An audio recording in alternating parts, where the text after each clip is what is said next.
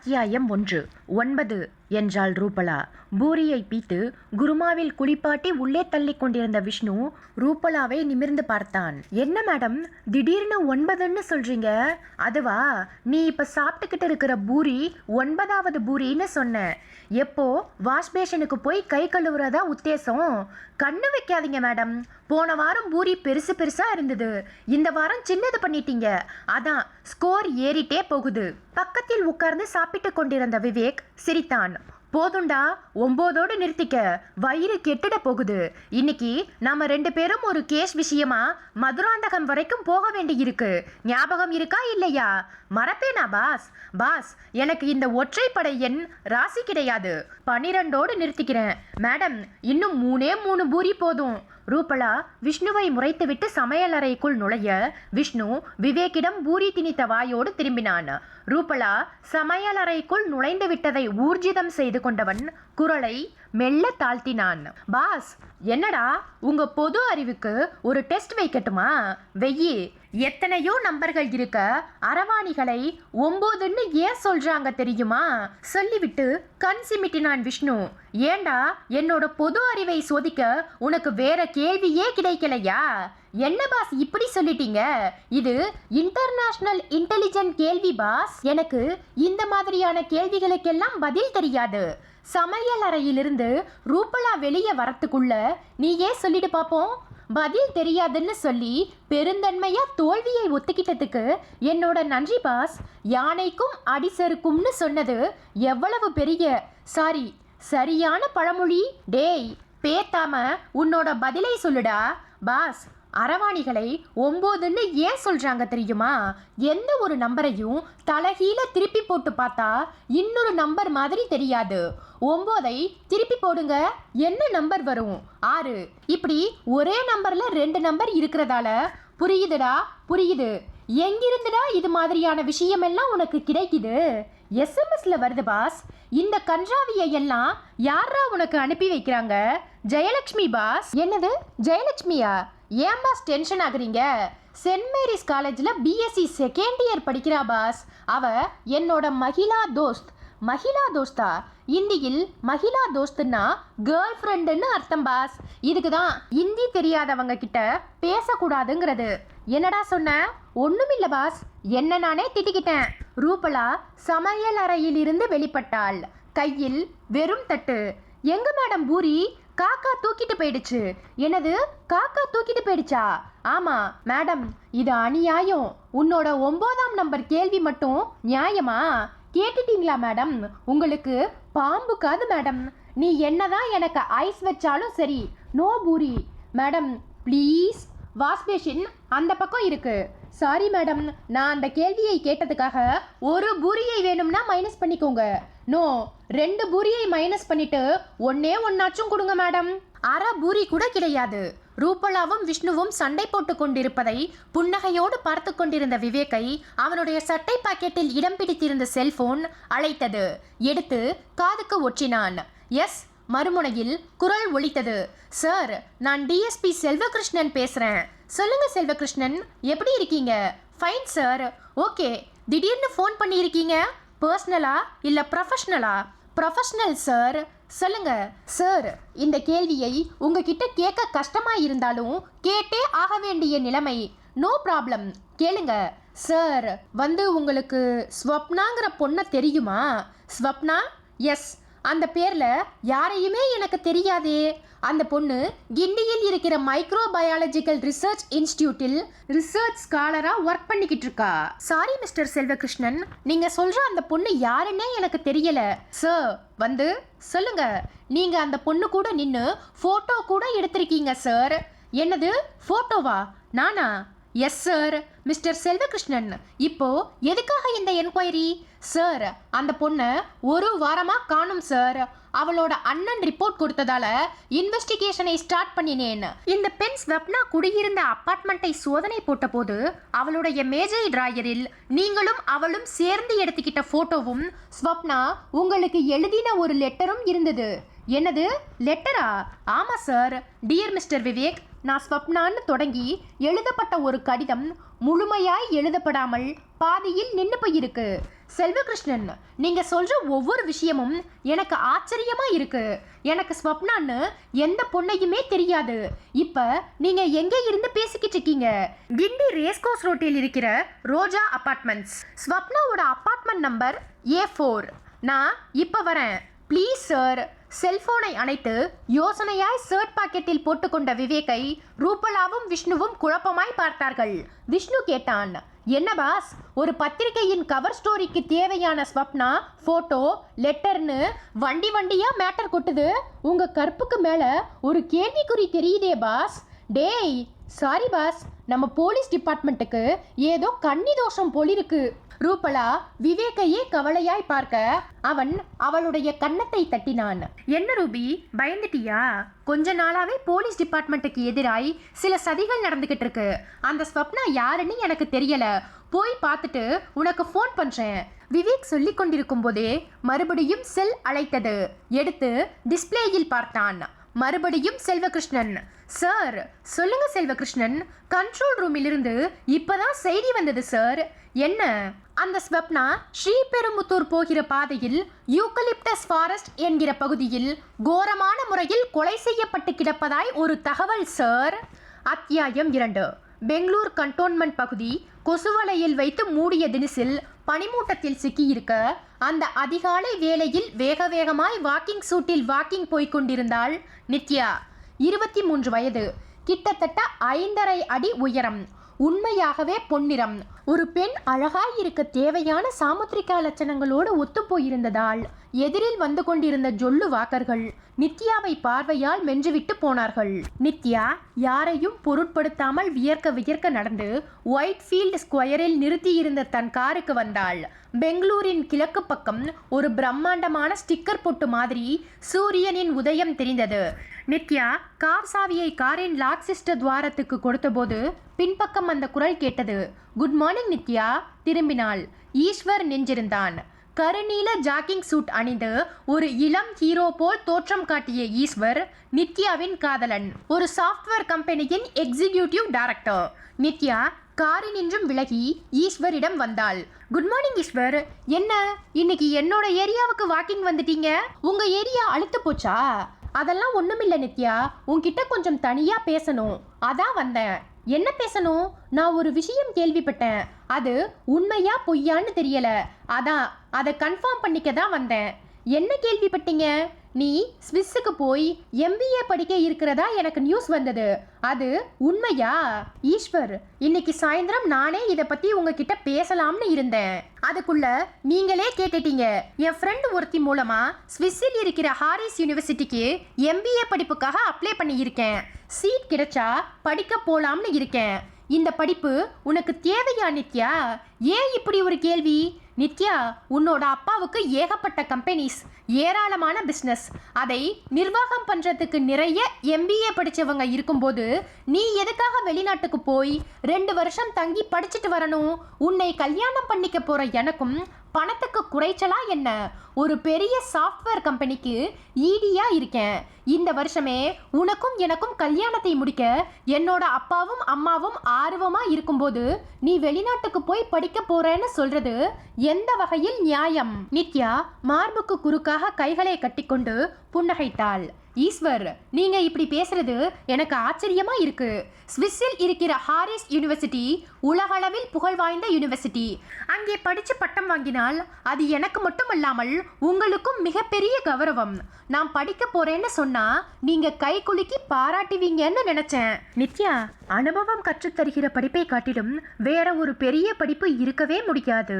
உங்க அப்பாவோட கம்பெனி நிர்வாகத்தை நீ அப்சர்வ் பண்ணினாலே போதும். அது ஒரு பெரிய யூனிவர்சிட்டியில் MBA டிகிரி வாங்கினதுக்கு சமம். அது எப்படி சமமாகும் ஈஸ்வர்? உங்க பேச்சு வயசானவங்க பேச்சு மாதிரி இருக்கு. அவங்க தான் அனுபவம் படிப்பு அது இதுன்னு பேசுவாங்க. அந்த கேட்டகிரியில் நீங்களும் இப்ப சேர்ந்துட்டீங்க போல் இருக்கு. நித்யா, நான் ஓப்பனா ஒன்று சொல்லட்டுமா? சொல்லுங்க. நீ படிக்க போறது எனக்கு பிடிக்கல. எனக்கு மட்டும் இல்ல, என்னோட அப்பாவுக்கும் அம்மாவுக்கும் தான். உடனே கல்யாணத்தை பண்ணணும்னு அவங்க ஆசைப்படுறாங்க போல் இருக்கு.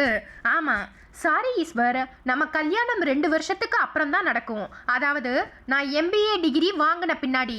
நித்யா, நீ கொஞ்சம் யோசனை பண்ணி பேசுறது நல்லது. நீ உடனே பதில் சொல்ல வேண்டாம். 2 நாள் யோசனை பண்ணிட்டு அதுக்கப்புறம் நீயே எனக்கு ஃபோன் பண்ணு. இதுல யோசனை பண்ண ஒண்ணுமில்லை ஈஸ்வர். நான் வேணும்னா உங்க அம்மா அப்பா கிட்ட வந்து பேசிக்கொண்டே போன நித்யாவுக்கு சட்டென்று ஒரு வினாடி தலை சுழல்வது போல் இருந்தது. சமாளித்துக் கொண்டு நிற்க முயன்றவள் முடியாமல் காருக்கு சாய்ந்து முதுகை தேய்த்தபடி சரிந்து உட்கார்ந்தாள். ஈஸ்வர் பதற்றமாய் அவளுக்கு பக்கத்தில் ஓடினான். நித்யா, உனக்கு என்னாச்சு? தெரியல ஈஸ்வர், திடீர்னு தலையை சுத்துது. சரி வா, முதல்ல டாக்டர் கிட்ட போலாம். வேண்டாம் ஈஸ்வர், கொஞ்ச நேரம் கார்ல உட்காந்து ரெஸ்ட் எடுத்தா சரியாயிடும்னு நினைக்கிறேன். கொஞ்சம் தண்ணி குடிக்கிறியா? நித்யா தலையசைக்க ஈஸ்வர் தன் காருக்கு ஓடி போய் மினரல் வாட்டர் பாட்டிலை கொண்டு வந்து அவளுக்கு தண்ணீர் புகட்டினான். நித்யா ஒரு வாய் தண்ணீர் விழுங்கினாள். 2வது தடவை தண்ணீரை விழுங்க முயன்ற போது நித்யாவின் கண்கள் மெல்ல சுருகியது. ஈஸ்வர், நித்யா, உனக்கு என்ன பண்ணுது? நெஞ்சை அடைக்கிற மாதிரி இருக்கு. நித்யா 2 கைகளாலும் தன்னுடைய நெஞ்சை பற்றிக்கொள்ள கண்கள் சோர்ந்து கொண்டிருந்தது. அத்தியாயம் 3. கிண்டி ரேஸ்கோஸ் ரோட்டில் மரங்கள் அடர்ந்த பகுதியில் ரோஜா அபார்ட்மெண்ட்ஸ் ஐவரி நிற டிஸ்டம்பர் பூச்சோடு தெரிய விவேக் காரை நிறுத்தினான். அபார்ட்மெண்ட்டுக்கு முன்னால் போலீஸ் ஜீப் மரத்தின் நிழலில் தெரிந்தது. விவேக்கும் விஷ்ணுவும் காரினின்றும் இறங்கி அபார்ட்மெண்ட்டை நோக்கி நடக்க டிஎஸ்பி செல்வகிருஷ்ணன் எதிர்பட்டு சல்யூட் வைத்து தளர்ந்தார். சார், எந்த apartment? Come this side sir. இங்கே நிறைய அபார்ட்மெண்ட்ஸ் இருக்கு சார். ஒவ்வொரு அபார்ட்மெண்ட்டுக்கும் ஒவ்வொரு ஃப்ளவர் நேம். அது ஜாஸ்மின், கொஞ்சம் தூரத்தில் தெரிகிறது லோட்டஸ், இந்த பக்கம் சன்ஃப்ளவர், அந்த பக்கம் லில்லி. விவேக் ரோஜா அபார்ட்மெண்ட்டை நோக்கி நடந்தபடியே கேட்டான். அந்த பொண்ணோட பேரு என்னன்னு சொன்னீங்க? ஸ்வப்னா சார். கிண்டியில் இருக்கிற மைக்ரோ பயாலஜிக்கல் ரிசர்ச் இன்ஸ்டிடியூட்டில் ரிசர்ச் ஸ்காலரா ஒர்க் பண்ணிட்டு இருந்தது இல்லையா? ஆமா சார். கொலை செய்யப்பட்ட ஸ்பாட் எது? ஸ்ரீபெரும்புத்தூர் போகிற வழியில் யூக்கலிப்டஸ் ஃபாரஸ்ட்னு ஒரு இடம் சார். பாடி இன்னும் ஸ்பாட்ல தான் இருக்கா இல்ல ஜிஹெச்சுக்கு கொண்டு வந்துட்டாங்களா? ஸ்பாட்ல தான் சார் இருக்கு. லிஃப்டில் பயணித்து 2வது மாடியில் இருந்த ஸ்வப்னாவின் அபார்ட்மெண்ட்டுக்கு வந்தார்கள். உள்ளே சோஃபாவில் நெற்றியை பிடித்தபடி ஒரு இளைஞன் உட்கார்ந்திருந்தான். இவர்களை பார்த்ததும் எழுந்தான். செல்வகிருஷ்ணன் அறிமுகப்படுத்தினார். சார், இவர் பேரு சுபாகர், ஸ்வப்னாவோட பிரதர். திருவனந்தபுரத்தில் இருக்கிற கேரளா ரிஃபைனரிஸ் கம்பெனியில் வேலை. மாசத்துக்கு ஒரு தடவை ஸ்வப்னாவை பார்க்கறதுக்காக திருவனந்தபுரத்தில் இருந்து வருவாராம். நேற்று ராத்திரி வந்திருக்காரு. அப்பார்ட்மெண்ட் பூட்டி இருக்கிறதை பார்த்துட்டு எதிரில் இருக்கிற அப்பார்ட்மெண்ட்ல விசாரிச்சிருக்காரு. 1 வாரமா பூட்டித்தான் கிடக்குன்னு சொன்னதுமே டென்ஷன் ஆயிட்டாரு. ராத்திரி முழுக்க தூங்காம ஸ்வப்னாவோட ஃப்ரெண்ட்ஸ் வீடுகளுக்கு போய் ஸ்வப்னா இருக்காளான்னு பார்த்துருக்காரு. ஸ்வப்னா எங்கேயும் இல்லைன்னு தெரிஞ்சதுமே போலீஸ்ல வந்து கம்ப்ளைண்ட் பண்ணிட்டாரு. நான் காலையில வந்து வீட்டை சோதனை போட்ட போதுதான் நீங்களும் ஸ்வப்னாவும் இருக்கிற போட்டோவும் ஸ்வப்னா எழுதின லெட்டரும் கிடைச்சது. அதுக்கு பிறகுதான் நான் உங்களுக்கு ஃபோன் பண்ணினேன் சார். அந்த லெட்டரும் போட்டோவும் எங்கே? இதோ சார். கையில் வைத்திருந்த கவரை நீட்டினான் செல்வகிருஷ்ணன். விவேக் அந்த கவரை வாங்கி உள்ளே இருந்த போட்டோவையும் கடிதத்தையும் எடுத்தான். போட்டோவில் விவேக்கிற்கு பக்கத்தில் நின்றபடி எல்லா பற்களையும் காட்டி சிரித்துக் கொண்டிருந்தாள் ஸ்வப்னா. இவள்தான் ஸ்வப்னாவா? ஆமா சார். விவேக் செல்வகிருஷ்ணனை பார்த்து புன்னகைத்தான். இந்த போட்டோ எங்க எடுக்கப்பட்டதுன்னு தெரியுமா செல்வகிருஷ்ணன்? தெரியல சார். 6 மாசத்துக்கு முன்னால் ஹோட்டல் பல்லவா இன்டர்நேஷனலில் பொதுமக்களோட ஒரு போலீஸ் மீட் நடந்தது. ஞாபகம் இருக்கா? இருக்கு சார். அந்த நிகழ்ச்சியில் நானும் கலந்துகிட்டேன். சமூக விரோதிகளிடமிருந்தும் கொள்ளையர்களிடமிருந்தும் பொதுமக்கள் தங்களை எப்படியெல்லாம் காப்பாத்திக்கலாம்னு போலீஸ் டிப்ஸ் கொடுத்த போது கூட்டத்தில் இருந்த பெண்கள்ல இந்த பெண் ஸ்வப்னா தான் நிறைய சந்தேகங்கள் கேட்டா. கூட்டம் முடிஞ்சு நான் ஹோட்டலின் ரிசப்ஷனுக்கு வந்தபோது இந்த ஸ்வப்னா என் பின்னாடியே ஓடி வந்தா. சார் சார், இந்த காலத்து பெண்கள் சினிமா ஹீரோவுக்கும் ஹீரோயினுக்கும் தான் ரசிகர்களாக இருப்பாங்க. ஆனால் நான் உங்கள் மாதிரியான ஒரு திறமையான போலீஸ் அதிகாரிக்கு ரசிகை. உங்களை பற்றி பேப்பரில் படிக்கும்போது உங்களை நேரில் சந்திக்கணும், பேசணும், உங்கள் கூட நின்று ஒரு ஃபோட்டோ எடுத்துக்கணும்னு ரொம்ப ஆசைப்படுவேன்.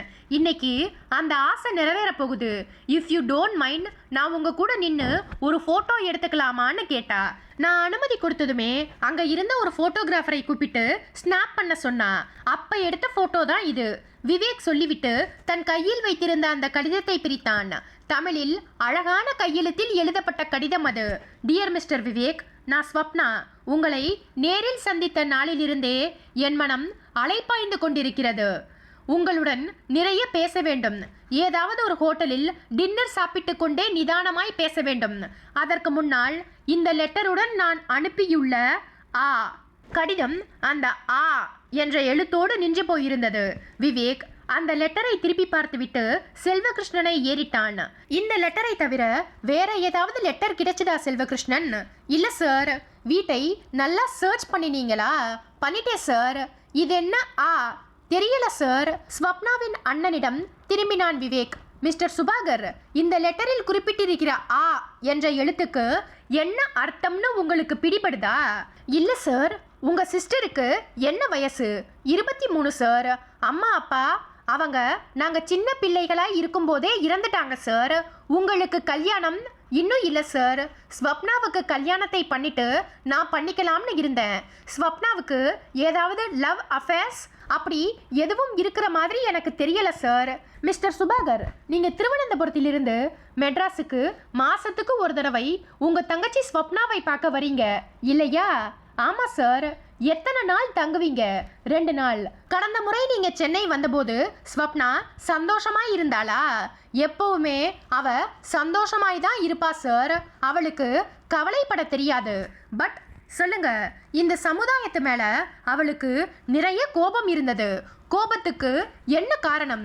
எல்லா துறைகளிலும் ஊழல்கள், கடவுள் பேரை சொல்லிக்கிட்டு சாமியார்கள் பண்ணுகிற அட்டூழியங்கள், ஏழை மக்களை ஏமாற்றுகிற அரசியல்வாதிகள், இப்படி எல்லார் மேலையும் அவளுக்கு கோபம். அந்த கோபத்தை வெளிப்படுத்த பத்திரிகைகளுக்கு புனை பெயரில் லெட்டர் எழுதுவா. என்ன புனை பெயர்? கலியுகன். இதன் காரணமாய் ஸ்வப்னாவுக்கு எதிரிகள் உருவாகி இருக்கலாம்னு நினைக்கிறீங்களா சுபாகர்? அதுக்கு வாய்ப்பில்லை சார். எப்படி சொல்றீங்க? கலியுகன் என்கிற புனை பெயரில் ஸ்வப்னா பத்திரிகைகளுக்கு லெட்டர் எழுதினாலும் அதை எழுதுறது அவதான்னு யாருக்கும் தெரியாது. தன்னுடைய அட்ரஸை அவ எந்த ஒரு பத்திரிகைக்கும் கொடுத்தது இல்லை. கடைசியா ஸ்வப்னாவை நீங்க என்னைக்கு பார்த்தீங்க? போன மாதம் 18ஆம் தேதி. அதுக்கப்புறம் நடுவில் நீங்கள் ஸ்வப்னாவோட ஃபோன் பேசலையா? 2 தடவை பேசினேன். என்ன பேசினீங்க? சும்மா நலம் விசாரிப்பு தான். ஸ்வப்னாவோட பேச்சில் எந்த வித்தியாசமும் இல்லையா? இல்லை. சுபாகர் சொல்லி கொண்டிருக்கும் போதே டிஎஸ்பி செல்வகிருஷ்ணனின் செல்போன் ரிங்டோனை வெளியிட்டது. அவர் எடுத்து பேசிவிட்டு விவேக்கை ஏறிட்டார். சார், ஸ்வப்னாவோட பாடி கிடந்த ஸ்பாட்டிலிருந்து இன்ஸ்பெக்டர் ஜெயராமன் பேசுறாரு. நீங்க ஸ்பாட்டுக்கு வரீங்களான்னு கேட்குறாரு. விவேக் செல்வகிருஷ்ணனிடமிருந்து செல்போனை வாங்கி பேசினான். ஜெயராமன், ஸ்வப்னாவோட பாடி எந்த கண்டிஷன்ல இருக்கு? பாடி கொஞ்சம் சிதிலம் தான் சார். கழுத்தை அறுத்திருக்காங்க. வயிற்றுல ஒரு கத்தி குத்தும் விழுந்திருக்கு சார். ரேப்பட்டம்ஸ் தெரியுது சார். உள்ளாடைகள் கிழிக்கப்பட்டிருக்கு. ஸ்வப்னா ரேப் பண்ணப்பட்டது போஸ்ட்மார்ட்டத்துக்கு பிறகுதான் உறுதியா தெரியும் சார். பாடியை ஜிஹெச் மார்ச்சுவரிக்கு கொண்டு போயிடலாமா சார்? வேண்டாம், நான் இன்னும் 1 மணி நேரத்துக்குள்ள ஸ்பாட்டுக்கு வரேன். டாக் ஸ்குவாடுக்கு இன்ஃபார்ம் பண்ணிட்டீங்களா? பண்ணி அவங்களும் வந்தாங்க சார். பட் எதிர்பார்த்த ரிசல்ட் கிடைக்கல. பாடியை ஸ்மெல் பண்ணின டாக்ஸ் 100 மீட்டருக்கு மேலே போகாம ஒரு மரத்துக்கு கீழே போய் படுத்துக்கிச்சு சார். ஸோ கொலையாளிகள் ஸ்மெல்லை டிஸ்டர்ப் பண்ணியிருக்காங்க இல்லையா? Maybe sir. ஓகே ஜெயராமன், நீங்கள் ஸ்பாட்டில் இருங்க, நான் வந்துடுறேன். Yes sir. விவேக் செல்போனை அணைத்து செல்வகிருஷ்ணனிடம் கொடுத்துவிட்டு பக்கத்தில் நின்றிருந்த விஷ்ணுவின் தோளை தொட்டான். விஷ்ணு, சொல்லுங்க பாஸ். நான் ஸ்பாட்டுக்கு கிளம்புறேன். உனக்கு வேலை இந்த அப்பார்ட்மெண்ட்டில் தான். இனிமே இங்கே என்ன இருக்கு பாஸ்? ஸ்வப்னா எழுதின இந்த லெட்டரில் கடைசி வரி என்ன இருக்கு? விஷ்ணு அந்த லெட்டரை பார்த்தான். கடைசி வரியை வாய்விட்டு படித்தான். அதற்கு முன்னால் இந்த லெட்டருடன் நான் அனுப்பியுள்ள ஆ. அது என்ன ஆ? தெரியல பாஸ். ஸ்வப்னா இந்த லெட்டரோட எதையோ வச்சு எனக்கு அனுப்புகிற எண்ணத்தில் இருந்திருக்கா. பட் லெட்டர் எழுதிக்கிட்டு இருக்கும்போதே யாரோ வந்து கதவை தட்டி இருக்கணும். ஸ்வப்னா போய் கதவை திறந்ததும் அந்த யாரோவால அவ கடத்தப்பட்டு இருக்கலாம். இப்போ நமக்கு தெரிய வேண்டியதெல்லாம் ஒன்னே ஒண்ணுதான். இந்த லெட்டரோடு எதை அனுப்ப இருந்தால் அது என்ன பொருள்? அந்த பொருளின் முதல் எழுத்து ஆ. லெட்டரோடு அனுப்புறதாக இருந்தால் அது ஒரு சின்ன பொருளாய் எடை குறைவானதாய் தான் இருக்க முடியும் இல்லையா? அதை எப்படி கெஸ் பண்றது பாஸ்? ஈஸியா? எஸ். இந்த அப்பார்ட்மெண்ட்டை கண்ணில் விளக்கெண்ணெய் ஊற்றிக்கிட்டு சர்ச் பண்ணணும். ஆ எழுத்தில் தொடங்குகிற சின்ன சின்ன பொருட்கள் எது எது இருக்குன்னு லிஸ்ட் பண்ணு. நான் ஸ்பாட்டுக்கு போயிட்டு வரத்துக்குள்ள அந்த பொருளை நீ கண்டுபிடிச்சிருக்கணும். அத்தியாயம் 4. ஈஸ்வர் அந்த காலை நேரத்தில் போக்குவரத்தற்ற பெங்களூர் ரோடுகளில் காரை விரட்டி கண்டோன்மெண்ட்டுக்கு பக்கத்தில் இருந்த அஸ்வின் ஹாஸ்பிட்டலுக்கு முன்பாய் நிறுத்தினான். பின்சீட்டை எட்டி பார்த்தான். பின்சீட்டில் கோணல் மாணலாய் படுத்திருந்த நித்யாவின் கடைவாயிலிருந்து இப்போது அதிகப்படியான ரத்தம் வெளிப்பட்டு கொண்டிருந்தது. காரை விட்டு இறங்கி ரிசப்ஷனில் இருந்த கவுண்டரை நோக்கி ஓடினான் ஈஸ்வர். டெலிஃபோனில் யாரிடமோ பேசிக் கொண்டிருந்த அந்த ஸ்டாஃப் நர்ஸ் நிமிர்ந்தாள். எஸ், உயிருக்கு ஆபத்தான நிலைமையில் ஒரு patient, stretcher please. Staff nurse இன்டர்காமை தொடர்பு கொள்ள அடுத்த 2வது நிமிஷம் ஹாஸ்பிட்டலின் ஆர்டர்லீகள் ஸ்ட்ரக்சரோடு வந்தார்கள். நித்யா அதில் கிடத்தப்பட்டு ஐசி யூனிட்டை நோக்கி பயணப்பட ஈஸ்வர் தன்னுடைய செல்போனை எடுத்து நித்யாவின் அப்பா கங்காதரனை தொடர்பு கொண்டான். அங்கிள், நான் ஈஸ்வர் பேசுகிறேன். மறுமுனையில் கங்காதரன் சிரித்தார். என்ன ஈஸ்வர், இவ்வளவு காலையில போன்? நித்யா கூட பேசணுமா? நித்யா ஜாக்கிங்குக்கு போனவள் இன்னும் வரல. அவ செல்லுக்கு கான்டாக்ட் பண்ணி பேசுங்களேன். அங்கிள், நான் இப்ப சொல்ல போகிற விஷயத்தை கேட்டு டென்ஷன் ஆயிடாதீங்க. நீங்க உடனே புறப்பட்டு அஸ்வின் ஹாஸ்பிட்டலுக்கு வாங்க. அஸ்வின் ஹாஸ்பிட்டலுக்கா? எதுக்கு? அது அங்கிள், நித்யா திடீர்னு மயக்கம் போட்டு விழுந்துட்டா. என்னது? பயப்படுற அளவுக்கு ஒண்ணும் இல்லை அங்கிள். உள்ளே டாக்டர் நித்யாவை பார்த்துட்டு இருக்காரு. நீங்க உடனே புறப்பட்டு வாங்க. நான் ஐசி யூனிட்டுக்கு வெளியே வெயிட் பண்ணிக்கிட்டு இருக்கேன்.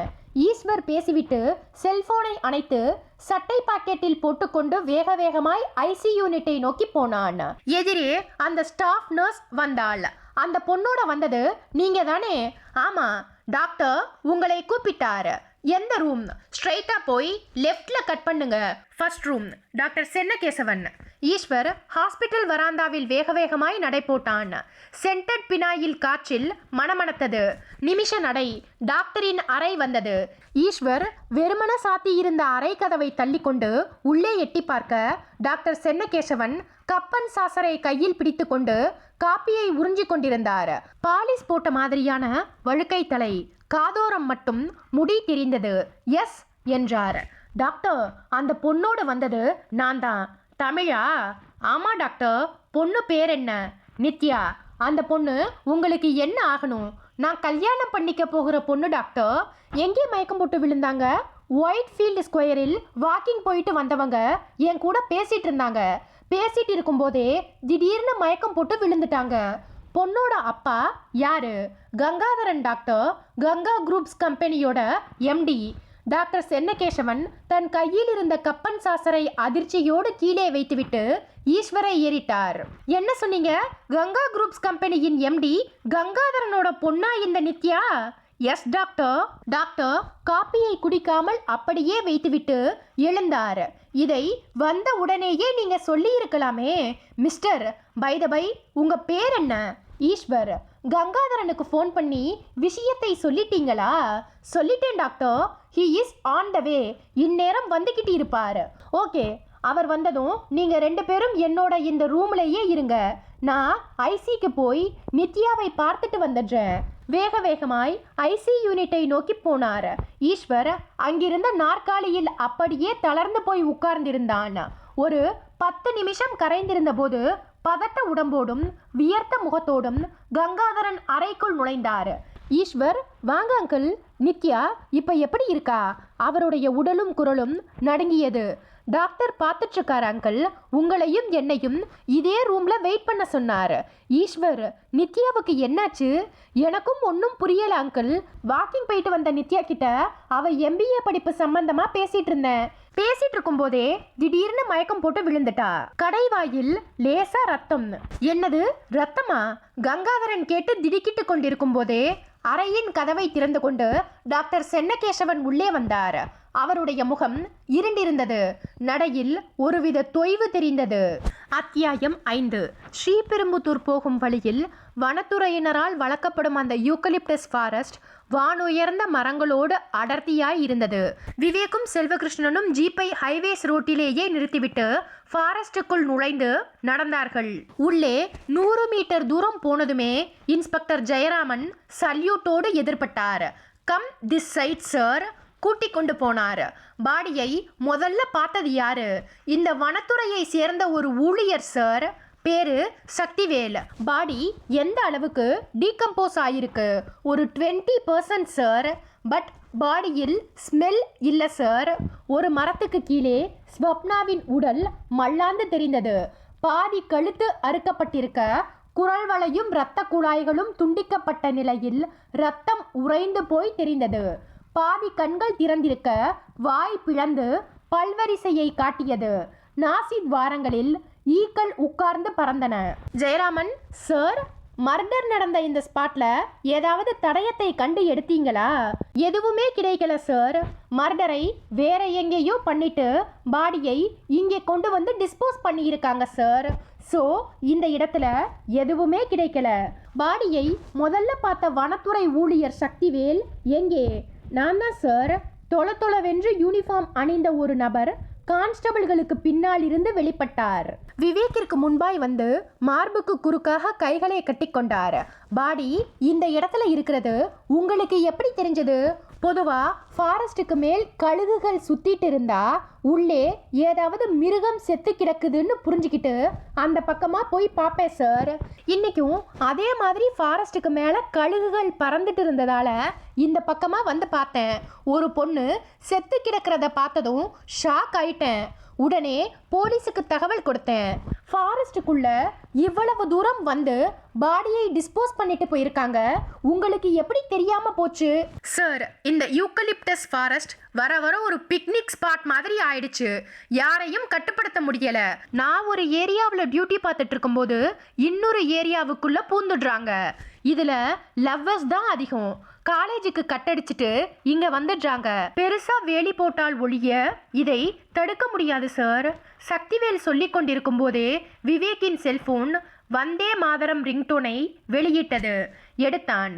டிஸ்பிளேயில் விஷ்ணு. என்ன விஷ்ணு? ஸ்வப்னாவோட அப்பார்ட்மெண்ட்டை சல்லடையில் போட்டு சலிக்காத குறையா அலசி பார்த்துட்டேன் பாஸ். அந்த கிடைக்கல. அந்த ரூம்ல ஆவில் தொடங்குகிற பொருட்கள் என்னென்ன இருக்குன்னு லிஸ்ட் பண்ணினியா? பண்ணிட்டேன் பாஸ். லிஸ்டை படி. ஆல்பம், அதாவது ஃபோட்டோ ஆல்பம். ஆமாம் பாஸ். பெருசா சின்னதா? ரொம்ப பெருசு பாஸ். ஸ்வப்னாவோட சின்ன வயசிலிருந்து எடுக்கப்பட்ட ஃபோட்டோக்கள் இந்த கேஸுக்கு உதவாத ஃபோட்டோக்கள். சரி, அப்புறம் ஆரோக்கிய வாழ்வு என்கிற தலைப்பில் ஒரு புத்தகம். புத்தகத்தை புரட்டி பார்த்தேன். யோகா பற்றிய கட்டுரை இருந்தது. அப்புறம் எதுவும் இல்லை பாஸ்.